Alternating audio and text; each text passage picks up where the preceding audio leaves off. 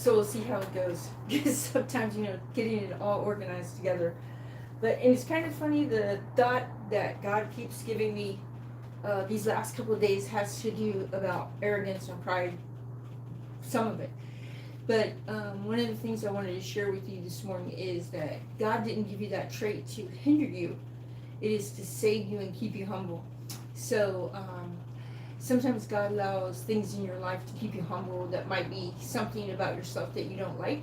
I can think of a couple of things about myself that I would love to change. Um, so, if everything in your life was perfect and everything about you was perfect, then, you would become lifted up and thinking you're better than everyone else. But when you have something in your life that maybe it's your speech, maybe it's your hair, maybe it could be the least little thing that just really, really bugs you. Nobody else even notices. So this morning we're going to start off with Paul. Now he had a thorn in the flesh, and he asked God to take it away. But this is what God said to him in 2 Corinthians 12:7. And lest I should be exalted above measure, through the abundance of the revelations, there was given to me a thorn in the flesh, the messenger of Satan to buffet me, lest I should be exalted above measure. For this thing I besought the Lord thrice, that it might depart from me. And he said unto me, this is what God told him, my grace is sufficient for thee, for my strength is made perfect in weakness. Most gladly, therefore, will I rather glory in my infirmities, that the power of Christ may rest upon me. And we know how powerful Paul was. Because the flesh is so giving to pride, it is so easy to be lifted up. And look at what happened to King Nebuchadnezzar in Daniel 5:20. Alright, let's go over there to Daniel.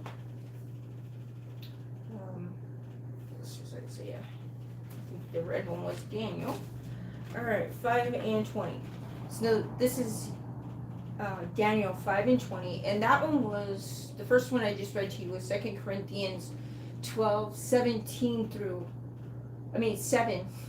through 9. Okay, so now we're over here in Daniel 5:20, and we're looking at what happened to King Nebuchadnezzar when he got lifted up. And when you think about it, we just did yesterday when we talked about Shadrach, Meshach, and Abednego, when they were in the fiery furnace, and King Nebuchadnezzar was like, oh man, when he seen that God had saved them out of there, and that they didn't even smell like smoke. He says, okay, now we're going to serve this God, and we're going to only serve the God of Shadrach, Meshach, and Abednego. Now we're over here in the 5th chapter, and that was in the 3rd chapter. So now we're in just a couple chapters over, and he's so lifted up with pride. It says, but when his heart was lifted up and his mind hardened in pride, he was disposed from his kingly throne, and they took his glory from him. Because when you get too much pride, you wind up thinking you can do it yourself. All right, so pride and arrogance is something that God hates.